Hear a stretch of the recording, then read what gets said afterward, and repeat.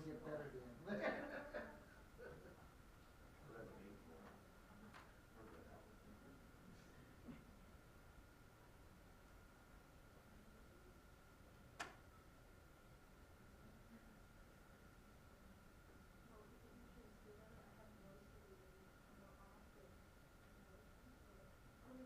Are we good here? You to be focused. Good. Okay. We're ready when you are. Yep. Okay. Jess, are you good? Okay. We're gonna go live in 5, 4, 3. I'll call this regular council meeting in the Village of Gramman to order at 7:30 p.m. I'm going to call on Councillor Turner for prayer this evening.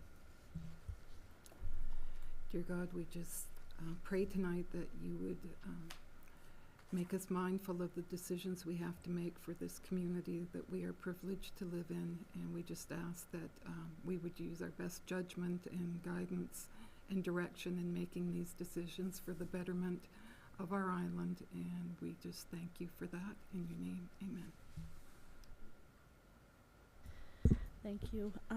I don't have much for opening remarks tonight. We are just 3 weeks from our last meeting, so we have been focused, I think, on finishing up some items around the rural plan, and that's really been the focus over the last 2 or 3 weeks. So unless somebody else has something they want to chime in with, Councillor Sturgeon? Yes, Madam Mayor, we're still standing last week. And, you know, sometimes you kind of wonder what's going to come across on TV. But personally, I thought everybody had done very well. I thought it portrayed our community in a very positive light, and I'm very pleased with it overall. Thank you. Thanks. Yeah, thanks for that. I thought it was a very good episode as well, so appreciated everybody who took part in it. Anyone else? All right, moving on to disclosure of conflict of interest. I am disclosing on item 17.1. Is there anyone else declaring conflict? Hearing none, we will move on to adoption of the minutes that are in your package. There's the minutes of the public hearing of objections on January 6th, as well as our regular council meeting on January 12th. Madam Mayor, I'll move for the adoption of the minutes of the meetings that we've stated. You heard the motion from Councillor Sturgeon. Do we have a seconder? Seconded by Councillor Turner. Question? All those in favor? Contrary minded? Motion carried. Additions to the agenda. Under new business, we have to renew 2 members of the PAC for their 3-year term. We're supposed to do that at the beginning of the year, so I'd like to add that as 14.5. And in closed session, we have a financial thing for land for public purchase. It was a question relating to that. As well as a garbage trailer issue under financial as well. Oh, and for the operating fund, I'm already declaring myself out of there apparently.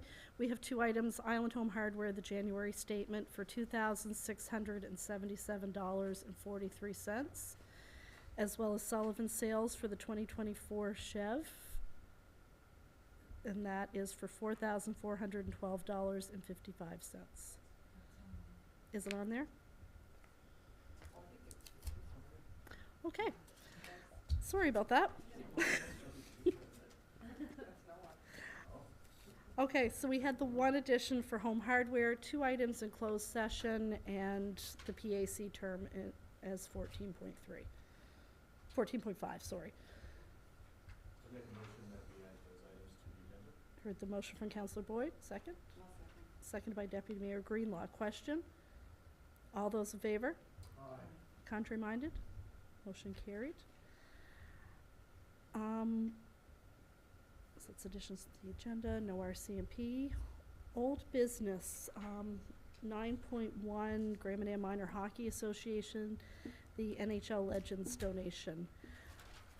We had an informal discussion at our committee of the whole meeting, I think, as well, about maybe having a report back after the Legends game just to see how things went as far as donation-wise, to see financially if there's some need to maybe do something else or to see where we ended up. So we put that on the agenda, and I'm just, I guess, kind of looking at the treasurer to see if we have a way forward on that. Yeah, we made a total today of all our expenses. For the Legends, it cost us $35,929 to bring them here. We barely amount of bucks paid for all of that. We brought in $29,000, so we're pretty proud of ourselves. That was with donations, ticket sales, raffles, people paid to play. We had 53 kids in the clinic that brought in money. We did a few fundraisers at the event. We had 50-50. So we're only a whole $4,691.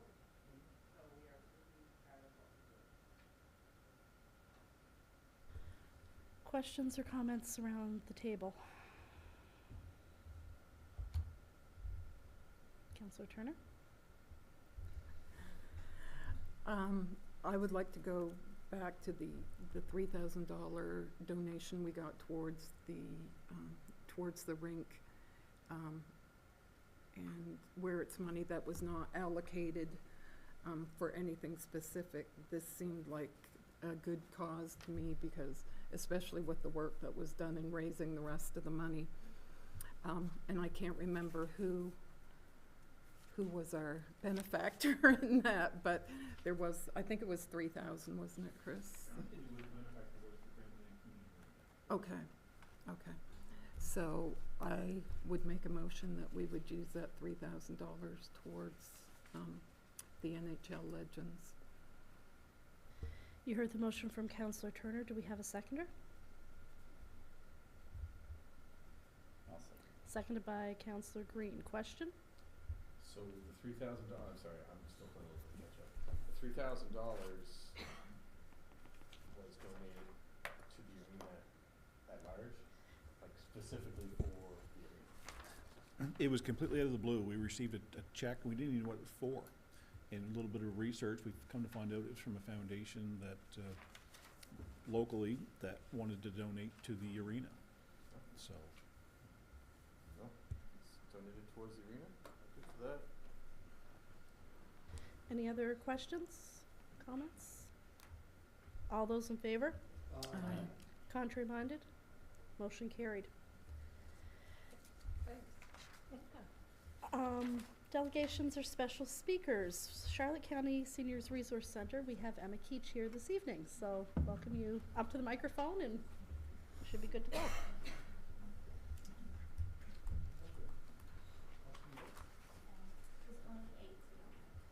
the presentation should be still on the laptop. So I'll just have to minimize the Zoom. You might have to minimize Zoom, but Chris says it should still be there on the laptop. I'm not sure.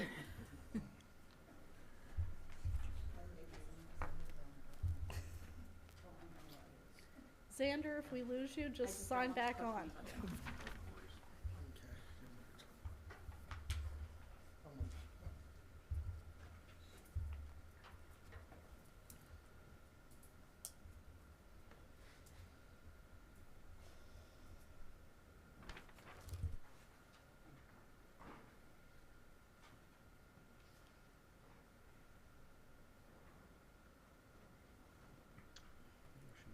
Thank you.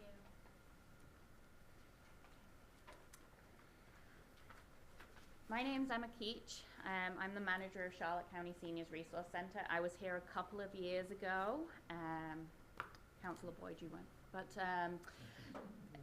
so I'm very happy to be here today just to give you an update on how things are going. We are a nursing home without walls. We are under the umbrella of Passamaquoddy Lodge. But we do have a community coordinator here. So I'm just going to give you a quick. So November 1st, 2023, we actually officially began operations, and we're funded through social development.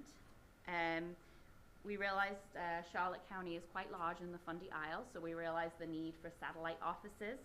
So in March 2024, we had applied to social development to have 2 satellite offices. In May, we opened a satellite office on Campobello, and then Gramanan was in July 2024.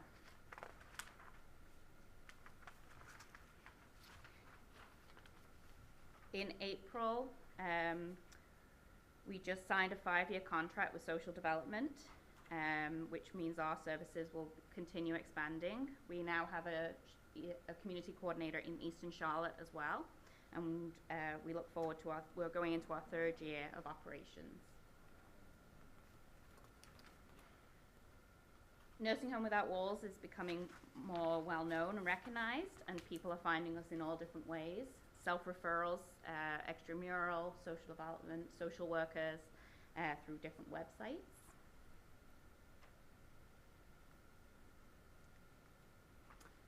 This is the team. So there's myself, Carol Davison, who works for in St. Stephen, Angela, who's in Campobello, Shannon is our administrative assistant, Amanda is Eastern Charlotte, and brand new to us as of last week is Patty. Yay.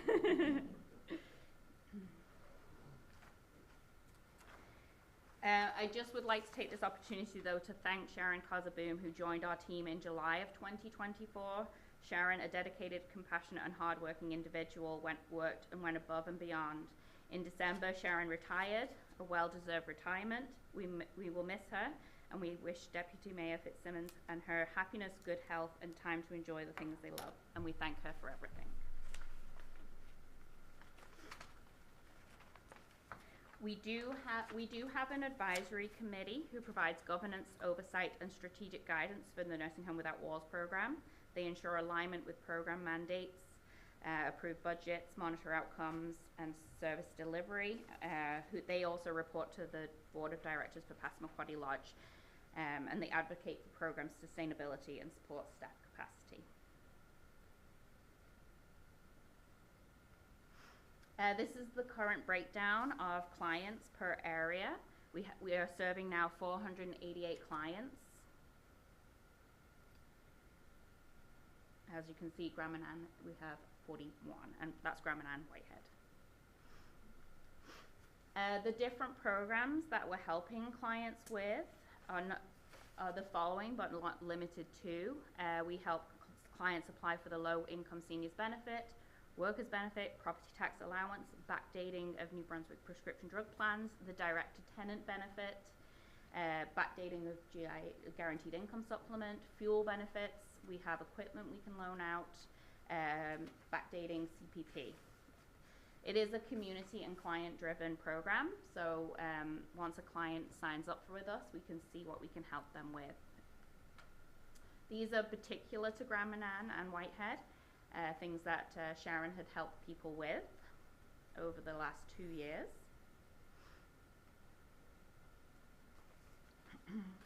In total, we've helped seniors across Charlotte County and the Fundy Isles access $1,156,198.98.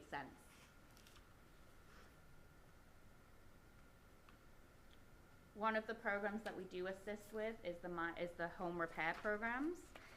We've assisted 18 clients apply for these programs, and they're all in different stages. But here are some of the examples of completed ones: several steps, a roof, and plumbing. One client on Gramanan received a large amount of cost of plumbing through the coordinator's navigation.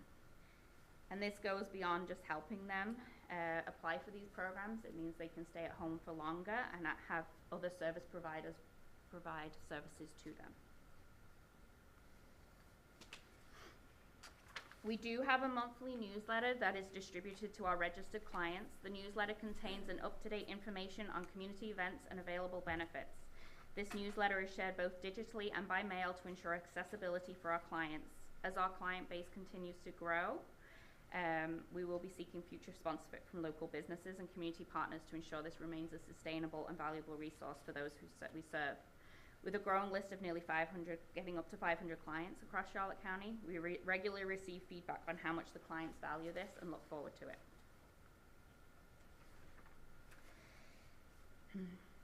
In early August 2024, myself and my administrator, Yolande J, and at the time Minister Kathy Bacchus, had a conversation with social development regarding a pilot project to bring Meals on Wheels to Grand Manan.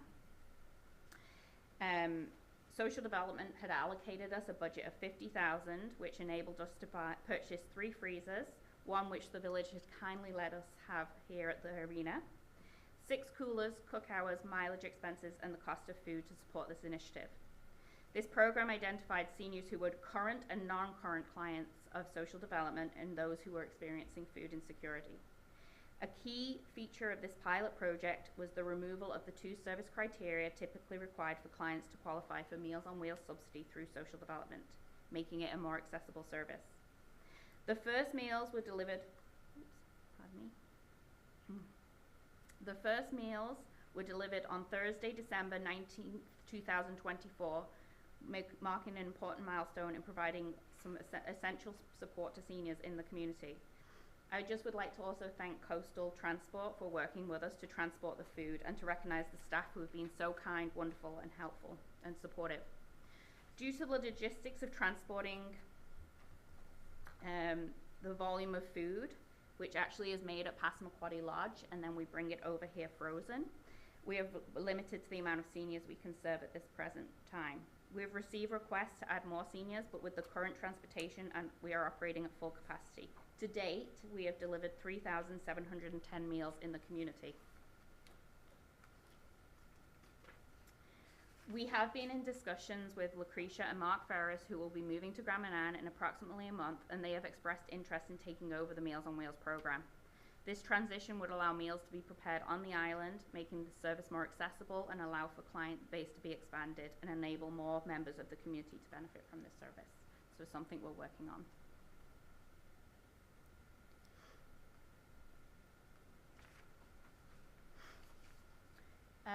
One of our biggest wins has been serving as a trusted landing pad and listening ear for individuals who are seeking information and support. When we are unable to assist, we ensure people are guided in the right direction. We deliver information in ways that are accessible to the community, whether it be written form, digitally, or through other formats, so no one is left behind. A core priority of becoming a nursing home without walls site was gaining a deep understanding of the population we serve. As a result of this work, we've been recognized as a strong example for future rural and remote sites, including being invited to present our approach to the Rural Ottawa Health Society. And I just would like to obviously welcome Patty, who will be our community coordinator for this area and for Whitehead and Grand Manan. Patty does have 30 hours bi-weekly, so not a full-time position, but I know that she's already been receiving calls, so just a very warm welcome to her. And thank you for having me here tonight. Is there any questions regarding the program? Councillor Sturgeon? Yes, thank you for all that you do. And I know Patty quite well, and I expect great things from Patty. Good choice. Never does anything happen. But speaking of Patty, is she the new Sharon, I guess? Yes. Okay, very good. And Sharon did excellent work as well, and we appreciate all that. Thank you. Thank you. Anyone else? Well, maybe I would say, is there anything that you're looking for from us? I certainly would like to take that away and think about it, and if there is something, I definitely feel I can approach you by all means. I was going do to say, that. and that was going to be my second Yeah. part, is for you and for Patty, who's here, if there is something that we can do to assist. I think we've said that, but it's an open door. Please reach out and we'll see what we can do if there's something you need assistance with. So, Thank you very okay. much. That means a lot. Chris, sorry. Seeing how your freezer is located in our arena, which we have a full kitchen in, and if you're looking for an opportunity to doing meals locally, if you happen to have someone that moves here that wants to prepare them, like the mayor said, feel free to reach out, and Okay. I'm sure we can work wonderful. something out. Yeah, that's wonderful. Thank you. 3,000 meals delivered to Grand Manan is pretty impressive. Yeah. And the fact that there's increasing demand for it, I think just speaks to, it is something we can do in that regard, so, okay. That's great, thank That's good. you. Thank you very much. Thank you. I'm going to suggest, since we're in the delegations and special speakers section, what if we move the bylaw discussion, the world plan, up to there as well, so we can let Xander go? Xander's still there, is he? We don't know. I'm still here. We can't see you on our, Haven't gone yet. we can't see you on our screen, so you really are like a disembodied voice for us right now. I'm a little under the weather myself, so I'm not much to look at today. Thank you, guys. So, if it's okay with everybody, let's move that discussion up and we can let Xander go drink some Neocitrin and recuperate from his cold. So, Xander, maybe I'll just start by saying we had our public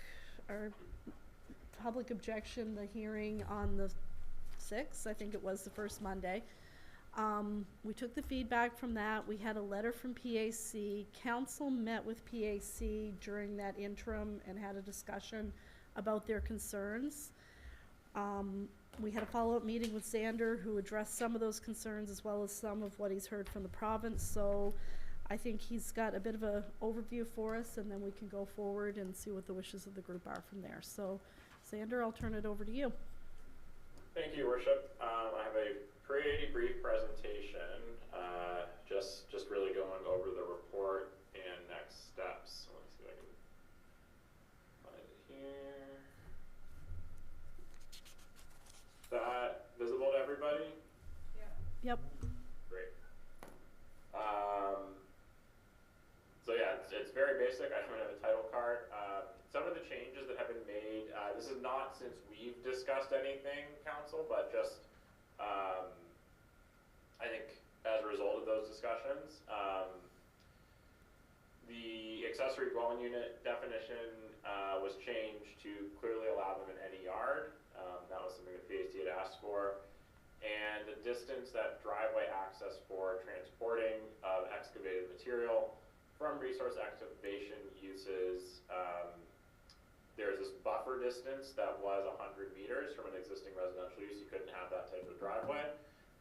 That's been reduced to 75 meters, which is something PAC also asked for. Some of the things that we talked about, Council, that I kind of put in the report,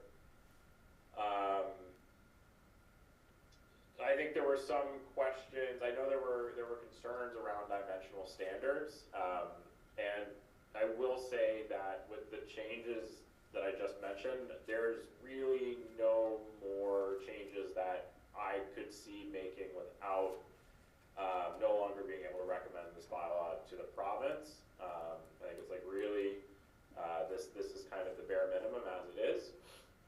But some of the concerns are with the process of what happens, specifically around variances and how long the PAC process can take.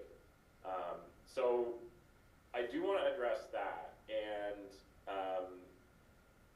there are variances that do not have to go to PAC. Development officers like myself, like Judy, like Alex, we do have the authority to approve most types of variances without PAC.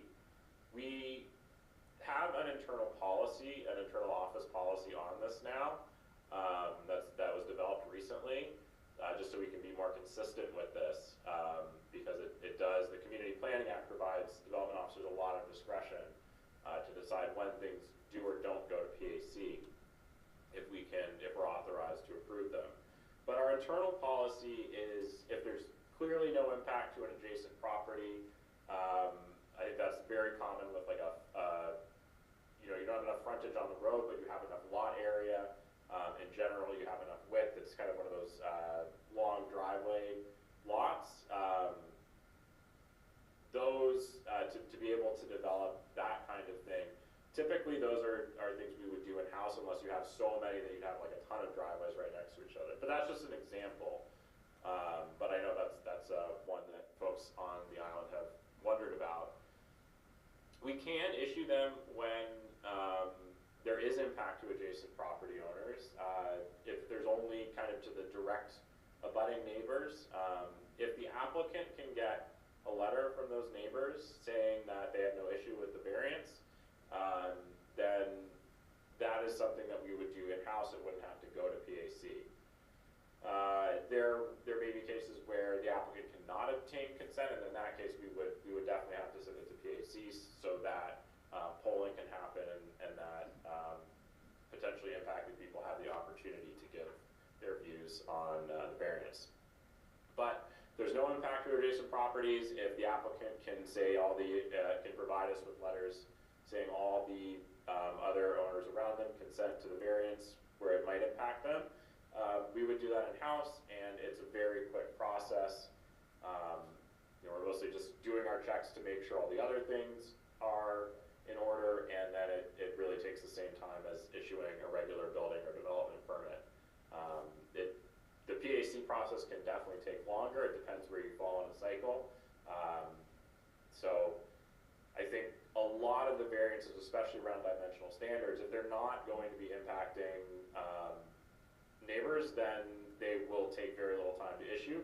But as these are the kind of base standards for everything, they really need to meet the provincial minimum requirements for frontage and lot area. The loophole for that, the minimum lot requirements, is the cluster development. And when I was talking with council last, I realized that it would be much easier just to draw a diagram of this rather than explain it in words, since there's been some confusion. But this picture is kind of your traditional subdivision. It's not really to scale, but imagine each lot is an acre. Given the location of the wetland on this property, that actually means you can only develop 6 lots, even though it's an 8-acre property. You have to have a fairly long road. Every property is using its own kind of area for septic and wells, so there's more clearing that's involved. So there's a lot more infrastructure and actually less dwellings that you get out of this particular scenario than you can get in a cluster development. So this is where 50% of the land is conserved. You still have to have the number of acres per dwelling unit, so 8 acres, 8 dwelling units, but there's no longer the requirement for each of those to be on their own individual acre. So this is what I mean when I talk about efficiency of development. So the road is about half as long. The amount of equipment that you're going to need to get that land ready is much more minimal. And in the end, you can even add these nice amenities like trails around the wetland. It's not a requirement, but it certainly makes a nicer development for people living there. And it should also be a cheaper development because there's just less involved in doing it. And you wouldn't even have to go through the subdivision process. So that's the cluster development concept. And the diagram I did, it's 4 units on each septic, but theoretically you could have, if you got the approval, you could have them on one. There could be shared wells. This just seemed like the most realistic possibility for how this could happen. So that's the cluster development concept. Hope that makes a little bit more sense. In terms of next steps, council has met all of the Community Planning Act requirements. You've received views of PAC, you've held your public hearing of objections, and we've sent this latest draft of the bylaw around to the provincial departments for consultations. There were some issues with the last one, and actually a lot of the issues, if we had made some of the changes PAC was looking for around lot sizes, things like that, the province would have not supported that document. But this one, they are 6125, they're very supportive of. They do not see any issues with it as it is, so I feel very strongly that if council wanted to move ahead with passing the rural plan as it is, the province would approve it. One note I'll make, there is a section 110 of the Community Planning Act which deals with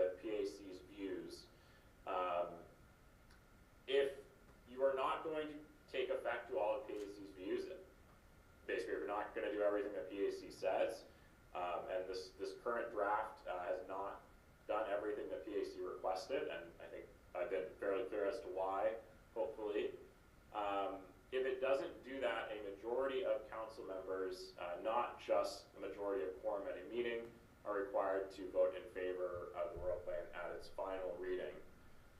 One other matter that came up with council, Councillor Green had noted somewhere that there, in Nova Scotia, there was maybe a requirement that only council members who are at the public hearing should be voting at the final reading. I did a little homework. It turns out the Nova Scotia equivalent of the Community Planning Act has that requirement in it, but even though New Brunswick's doesn't, there's enough case law here that that would be my recommendation as well. So for the final reading, if council is going to move ahead, make sure it's a majority of council, not just quorum, and that all those people voting either in favor or against. It goes the other way too. If council does decide to vote against this at some point, the last voted down in last reading, councilors who are not at the public hearing should not be participating in that. So hopefully that explains a lot. But I'm happy to answer any further questions if there are any.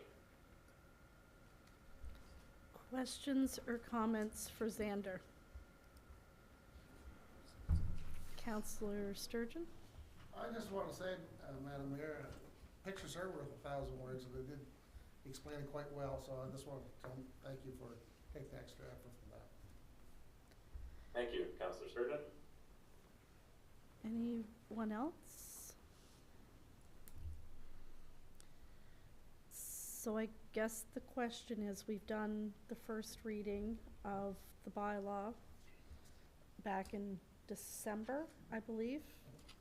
Bylaw, whatever, I'm just looking for the number.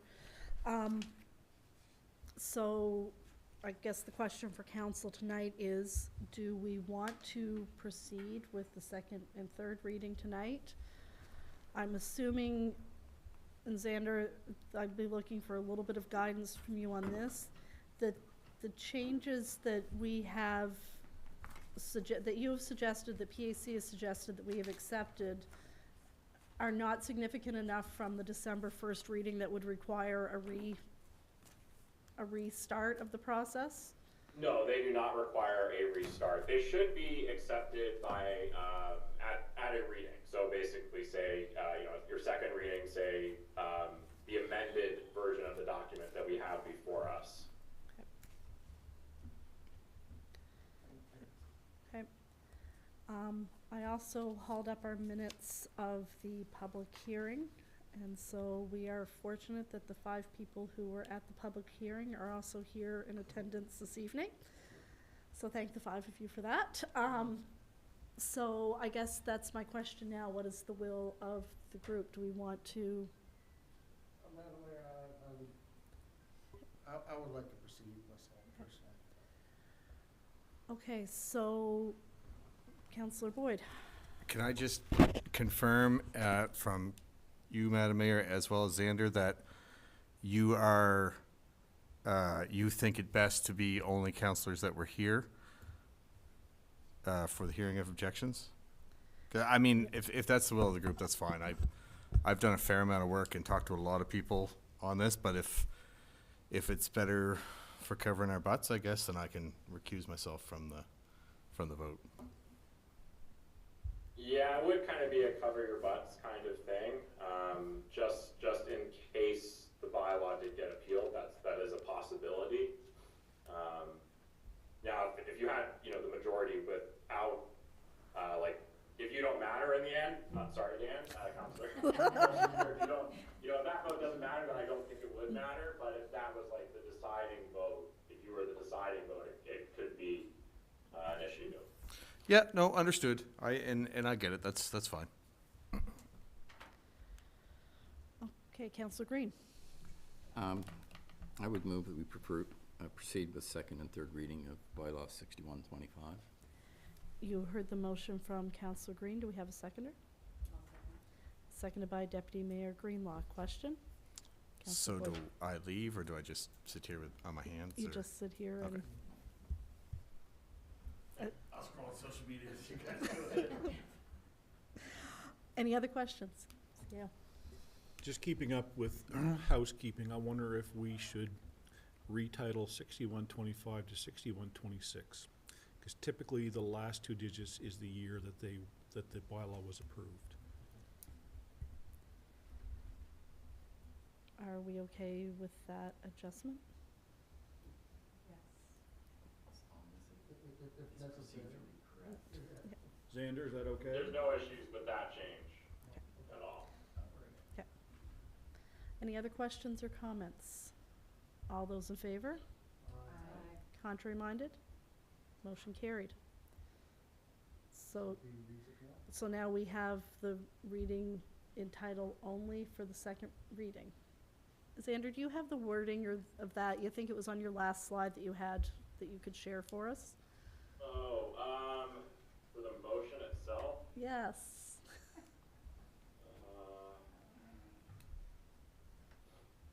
I actually don't have a motion there. I would just say, you are proceeding to second reading by title of the,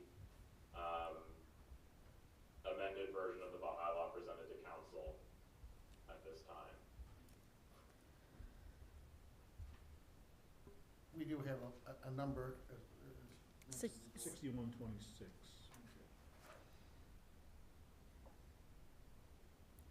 Madam Mayor? Yeah, that should be a specific amendment, to change the title from 6125 to 6126. I And, would say that in a motion. and Xander, we do that 2 separate times, correct, for second reading? and We'll then do a third second reading and then we'll do a third reading. Yes. Yes, now, as much as getting to third reading tonight would be great, I think unless you want to read the entire thing at third reading, the Local Governance Act requires you to post a notice on your website, saying that you are going to be doing this by title only. It has to be on there, I think, for like 2 weeks. Okay. So unless you have done that without my knowledge, which would be great, probably should just do second, and we can come back with the, we can give you a notice tomorrow to put on the website before you do third by title only, unless you would like to read the entire bylaw, out tonight. I think we should make Dan do that since he can't vote on this if we're going to. That can be his participation. I would agree with that. I think the timing will be fine before our next meeting. So if we can proceed with the second reading tonight, then we can finish this off, hopefully with the third reading in 3 weeks. So I think we need to do 2 motions, though, Xander, based on what we have talked about. The first would be a formal motion to change the number of the bylaw from 6125 to 6126 to reflect the current year. If someone would like to make that motion. So moved, Madam Mayor. Moved by Councillor Sturgeon, seconded by I'll second that. seconded by Councillor Toll. Question? All those in favor? Aye. Contrary minded? Motion carried. And then the second motion would be to proceed to second reading and title only of bylaw 6126, a rural plan for the village of Grand Manan.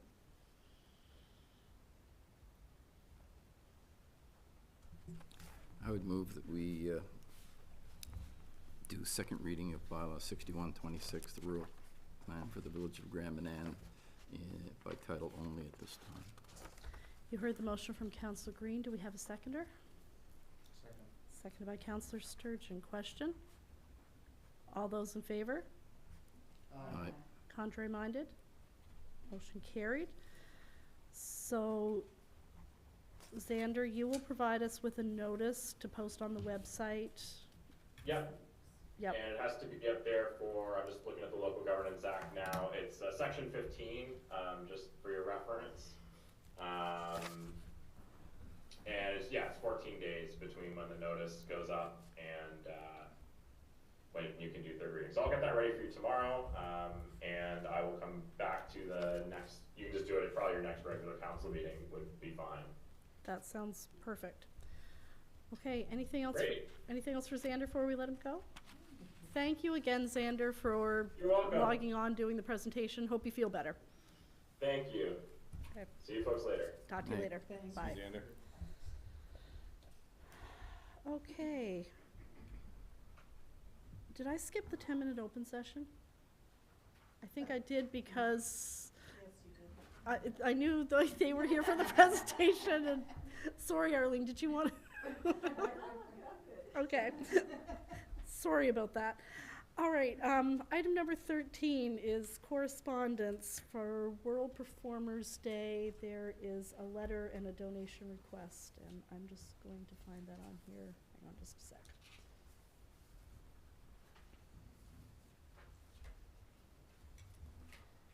And I'm gonna make it bigger because apparently my eyesight is really bad this evening. I got it. But thanks. Madam Yeah. Yes, I'm wondering if we shouldn't swap that in 14, okay. because 14 deals with the amount. Yep. Good suggestion. So would that be a motion to move correspondence to after new business? Yes. Sure. Okay. Heard the motion. Do we have a seconder? Seconded by Deputy Mayor Greenlaw. Question. All those in favor? Aye. Contrary minded? Motion carried. I feel like we're moving things around a lot tonight. Okay. Up first is the, Dan can rejoin the meeting. 14.1 is the village donation application, and we have talked about doing this for a while. I don't know if somebody else wants to speak to this, or anybody can speak to this as well as I can. We talked about it briefly at committee of the whole meeting a couple weeks ago. The recommendation, I think, for discussion tonight was that we look to increase the donation to $500 from $200. That it be $500 per group or organization, and that we look at funding 50% of the project costs, so that we're not the sole funder, but it would also allow us to not go through our allocated budget amount quite so quickly, but still maybe provide a little bit more contribution than what we've been able to do in the past, I think was the rationale. So I think I've characterized that. Does anybody else want to chime in there? Councillor Sturgeon? Madam Mayor, that's exactly how I recall it, and the consensus of council was at that time. And in saying that, I would like to make a motion to that effect. You heard the motion from Councillor Sturgeon. Do we have a seconder? Seconded by Councillor Boyd. Question? I also have a question. Question. So, I'm clear, 500, from 200 to 500, or 50% of the cost up to 500. Yes. Okay. Any other questions? Can I ask a question? Yeah. So does that mean when they come in to get 6 applications for different basketball teams, and just $500 for basketball? Yeah, that's the intent. Yep. Okay, because they're gonna ask. Yep. Any other questions? All those in favor? Contrary minded? Motion carried. 14.2 is speed limit review.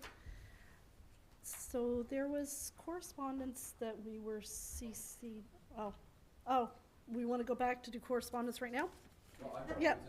We'll just swap them? Perfect. All right. Okay. No, let's not forget. You're good. So, World Performance Day. So we have received a letter for, I'm going to say the name wrong, for Braylon to attend a World Dance Competition in Dublin, Ireland. It's in July 2026. And she'll represent Canada alongside 50 to 60 other nations and share the stage with over 10,000 competitors worldwide. Each dancer must raise funds personally to participate in the initiative, and so they're looking for funding. And that would go directly to the dancer, not to the organization, but the organization has sent the letter to provide backing for the requirements, so. Questions and comments from around the table? Yeah, absolutely. So, for those that that might be unfamiliar with that, so my daughter has been involved with the Grand Manan Dance Academy since its inception here on the island, and this is a pretty big deal for Braylon to get selected first round in November to represent Canada in Dublin, Ireland. I think it's a pretty big deal. I've always been, and I've always said, and I think for most people around the council, we've always said, like, we pay to help the kids play. So I have, this is like, and she's got to travel between Moncton and Halifax to train with her teammates. She's got to make a trip to Ontario and all the stuff leading up to this. So there is a lot of cost to dance. It is a lot. Like, Lily, for example, is involved in, she has 2 solos, 2 duos, and 2 teams. And so she has to have a different outfit for each of those dances. The travel, the cost, like, it's a lot. It's substantial. You know, we're fortunate that we can handle it pretty well, and we just kind of consider it as part of our time off, as most sports families seem to. So this is a big deal, and it would be great to see her get there. And I certainly am strongly in favor of at least doing what I guess our now minimum is $500 donation for that. So I guess I'd make that motion right now. Heard the motion from Councillor Boyd. Do we have a seconder? I would like to say. Seconded by Councillor Toll. Question? The only other question I've got on that, and it's for staff. This isn't technically our donation form fill out. Do they need to come in and fill that out, or do you want to just say it's enough? It's totally up to you guys. We don't enforce that, like, they use this, Yeah. more information than the public wants. Exactly. Sure, okay. If someone gives us something like this, we don't, You don't bother bringing out the other form. yeah, it's nicer. Any other questions or comments? All those in favor? Contrary minded? Motion carried. Okay, speed limit review. So we were CC'd on some correspondence about rate of speed for people traveling on King Street, and there was a request that had gone into DTI about the speed limit there. And the response back was that the village with an traffic engineer can determine the speed on any road on Grand Manan, which you can see I verified by email just to make sure, because that was different information than what we had been told previously. So the areas that we had talked about that I can remember were on Route 776, essentially between Grand Harbor and Woodward's Cove. We talked about on Route 776 from the end of the current 50 down to the Miller's Pond Road to extend that a little bit further, and then King Street, which is what had triggered the request in the first place. I don't know if there's other areas, but I think it's worth, if this is something we can do. I mean, we certainly have seen a growth of housing developments on some areas that filled in that were traditionally sparsely populated, and those are a couple of areas that have kind of jumped out as there's a lot more families, a lot of people on the side of walking on the road, and it would be beneficial to maybe look at the speed limit in those areas. So I'm just putting that out there for discussion. I'm wondering what the will of the group is. Questions or comments? Councillor Green, Councillor Boyd. The first one you mentioned between Woodward's Cove and Grand Harbor, didn't we have DOTI do that like 3 years ago? And did they, but, I mean, there hasn't been a whole lot change in traffic around here, has there? And, no, I mean, if we're gonna, No. we're gonna be paying for it now, right? So if that hasn't changed, do we really need to do that one, is the question.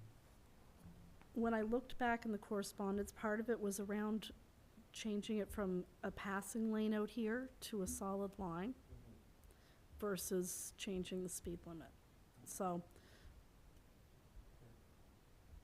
I'm not sure they actually assessed the speed limit, if I because I went back through my correspondence from what I could find from a few from that time period, and there was nothing around that, but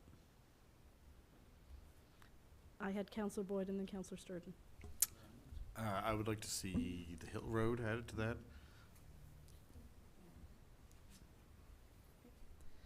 Counselor Sturgeon? Yes, Madam Mayor, I seem to recall the same as yourself in with the correspondence and along that line. And also as well, it's not just speed limits, as you was mentioned before, the passing lane out here was called in question at one time.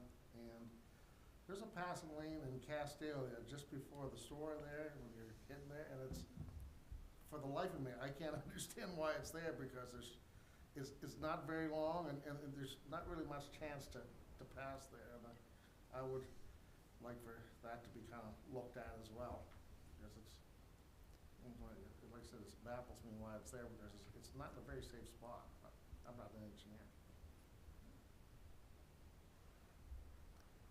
Any other questions or comments? I just had a question about what this page is that local government kilometer trade, whatever it is. Is that our traffic volume, and is that how you adjust the speed limits, is what the volume is on each section of the road? Or what does this all mean? Nobody knows. I'm not a traffic engineer, Yeah, so that's, yeah, but I'd be interesting to find out what those numbers meant. Yeah. I don't know. 'Cause I think that's what indicates what your speed limit is like at a hammer. And I remember when they had those wires going across in front of Sadie's, and they were doing that to count traffic for speed limits up Yeah. there and stuff. How much would it cost to have a measurement? well, that's what my suggestion would be to seek some quotes and see what the cost is. And, I mean, maybe the cost means it's prohibitive for us to look at it, but at least it gives us a basis to start the conversation. Counselor Sturgeon and then Counselor Green. Okay. Madam Mayor, may I also humbly recommend that we meet with the traffic engineer, so he has a general idea of what we're talking about, and just also to as well to answer different questions about how this stuff all works. Counselor Green?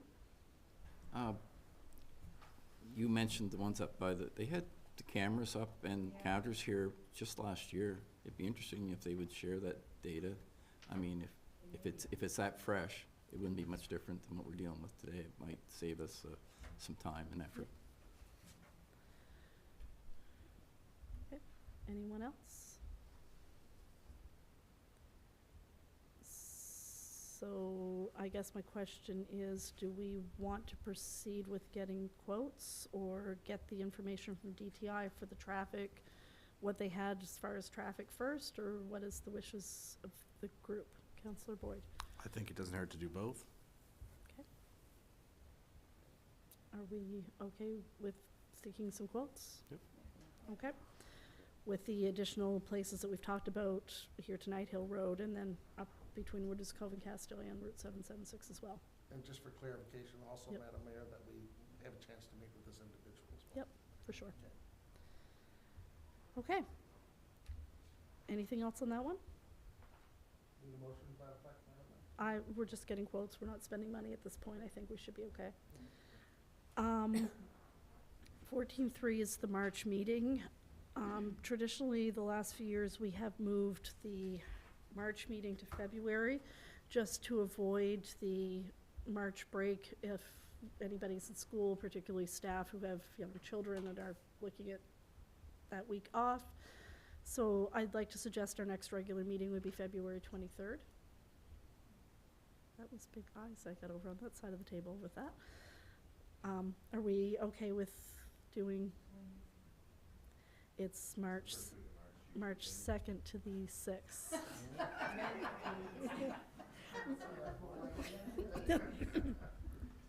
March 2nd to the 6th.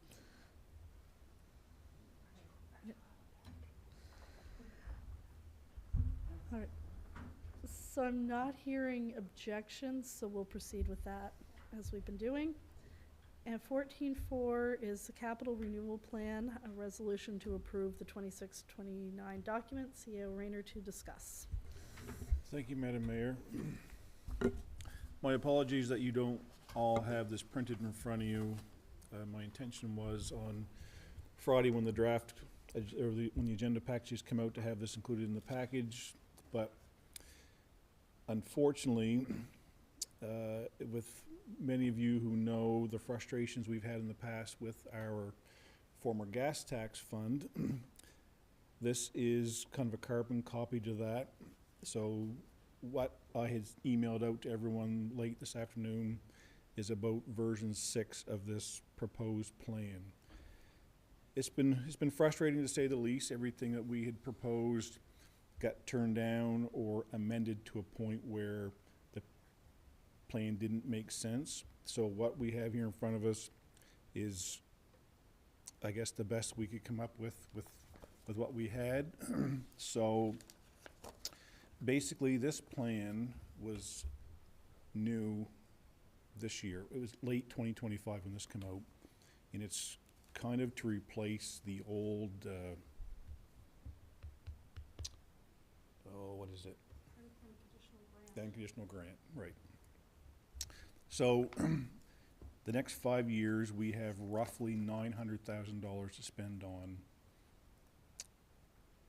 projects with very specific needs. It's all about renewing capital assets. So what we have proposed is, I have 6 projects listed.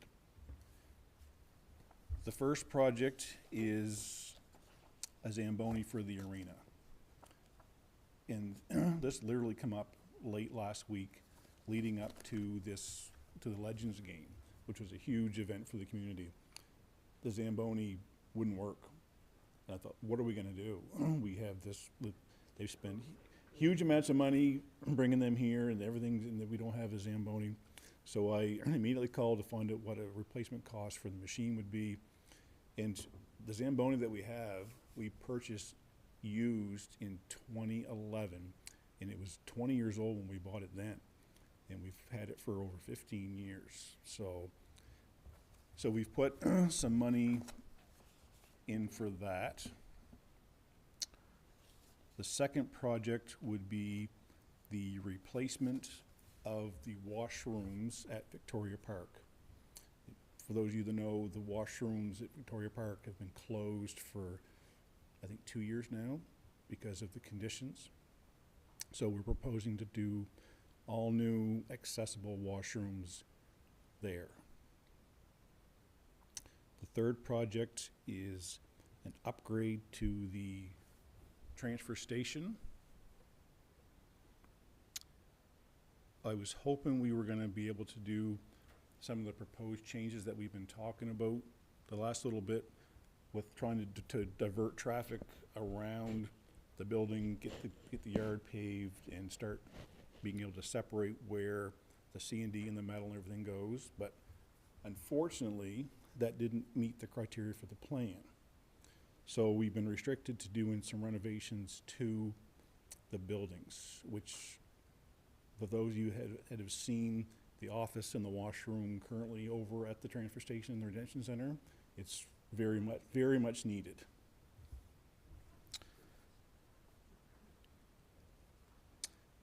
We have also put in the possibility of the retrofit of the community pool. But all this hinges on the federal government coming out with a renewal of either the bilateral agreement with the province, which in the past has been thirds, like the feds have done third, province has done third, and municipalities done third. So we've kind of earmarked money there potentially for the municipality's third, hinging on the fact that we get the remaining 66% from the feds and the province. The repairs to the walk-in floor trailer that's currently sitting in Moncton right now, having the floor fixed, we hope. And the last project was the repairs to the footbridge leading out to Swallowtail. that's in dire need of some repairs with the handrail and the decking. So tourism is one of the things that we can apply for, so we've put money aside for that as well. So those are the 6 projects that we have proposed. This can be changed or amended at any time, but in order for us to start receiving our first payment before the end of February, we had to have a plan approved. So if everyone's okay with what you've heard me tell you, without actually seeing it, unless you go on your email, we'd be looking for the resolution tonight to approve the 2026-2029 capital renewal plan as presented. Questions or comments for the CAO? Councillor Boyd? So if we don't approve a plan before the end of this month, we're leaving money on the table, or is that what I'm understanding? We will not receive our first payment.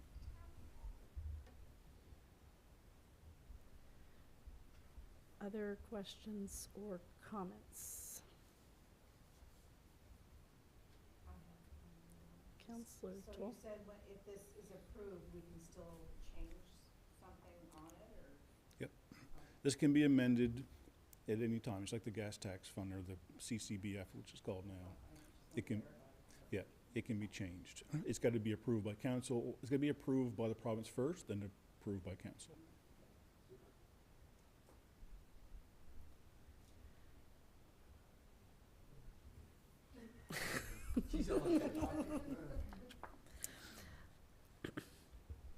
Councillor Turner?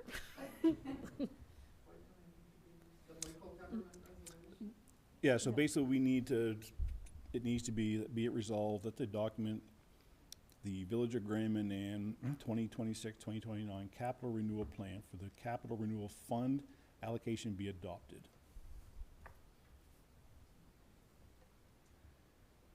So I move that the document entitled the Capital Renewal Plan 2026 to 2029 for the Village of Grand Manan, for the capital renewal funding allocation be adopted. You heard the motion from Councillor Turner. Do we have a seconder? I will second. Seconded by Councillor Toll. Question? All those in favor? Contrary minded? Motion carried. I would say thank you to the staff for putting that together, because I know when I was in on Friday and then again today, there was still a lot of things that were up in the air about what would fit in within the parameters of the plan, so. All right, 14.5 is PAC. We have 2 people whose terms are up, and they are ironically the 2 that we just nominated to PAC in the last couple months, Tam Greenlee and Andrew Jones. I think they both have been there for less than 6 months, and I think are both willing to continue. So it would be a renewal of their term until 2029, if that's the wishes of the group. Councillor Sturgeon? Madam Mayor, I make a motion to renew the terms for Tam Greenlee and Aaron Jones to PAC. Heard the motion from Councillor Sturgeon. Do we have a seconder? Seconded by Councillor Turner. Question? All those in favor? Contrary minded? Motion carried. So that brings us to 17.1, which I will.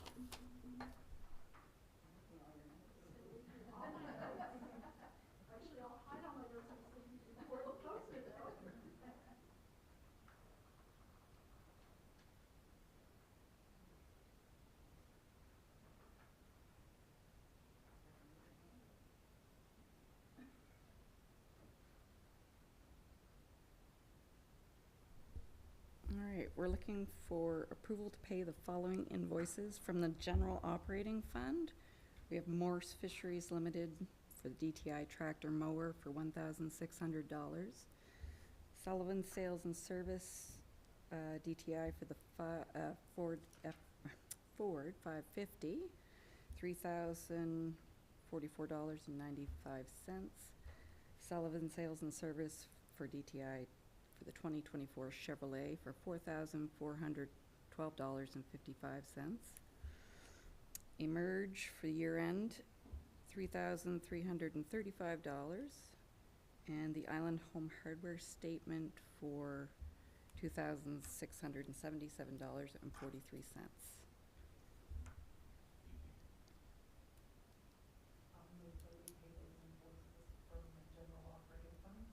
You heard the motion by Counselor Turner. Do we have a seconder? I'll second. Seconded by Counselor Toll. All those in favor? Question? Oh, questions? I have a question. Two, what work was done on the F-550 and the 2024 Chev, and do we not have warranty on either of those anymore? It doesn't I'll seem put like that that long ago.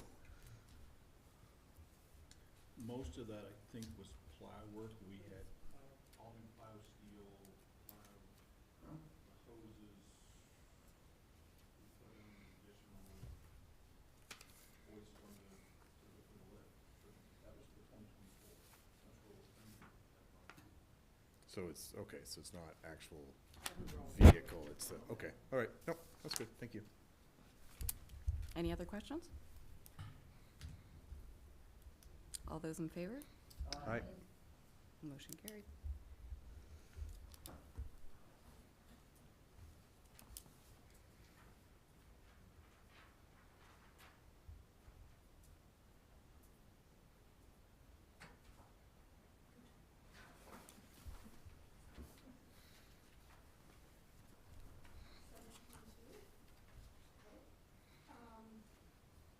From the general capital fund.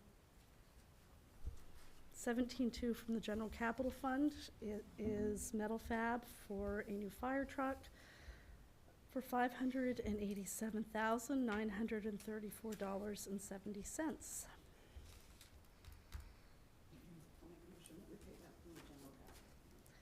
Heard the motion from Deputy Mayor Greenlud. Do we have a seconder?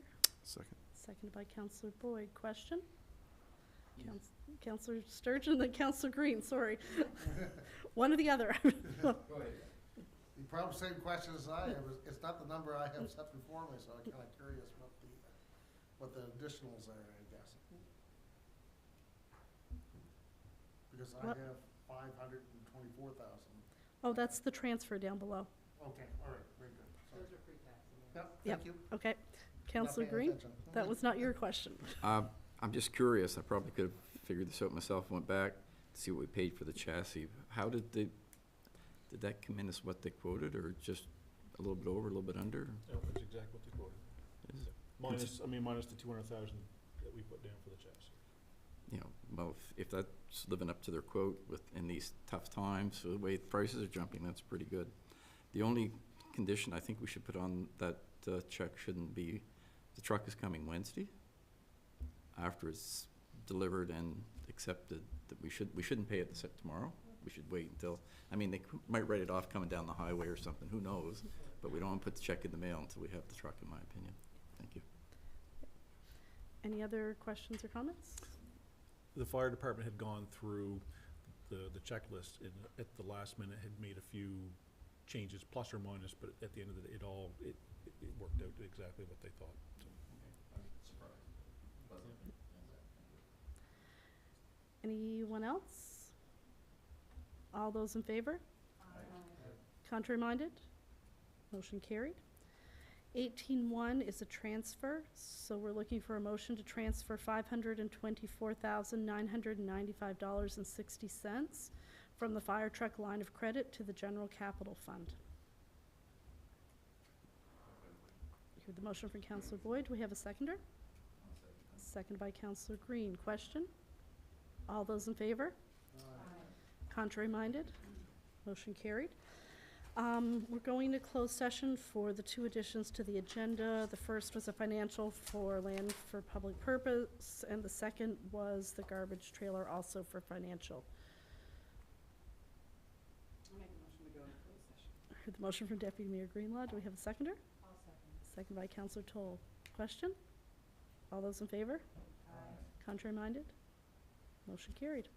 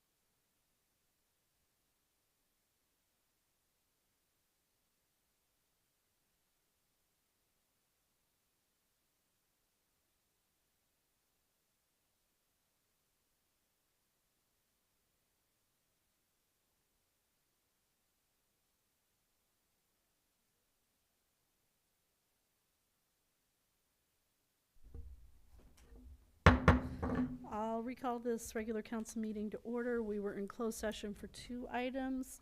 The first was a financial issue around land for public purchase, and we are going to follow up with the RSC on how the procedure has worked and how we're going to do that going forward before we make a decision. And then the second item was around the use of a garbage trailer. Madam Mayor, I make a motion that we enter into a 60-month lease for a dump trailer at $1,634.60 plus HST. Heard the motion from Councillor Sturgeon. Do we have a seconder? Seconded by Councillor Turner. Question? All those in favor? Contrary minded? Motion carried. Our next regular council meeting will be on February 23rd, 7:30 PM. I make a motion to adjourn. Thank you very much. Thanks, everybody.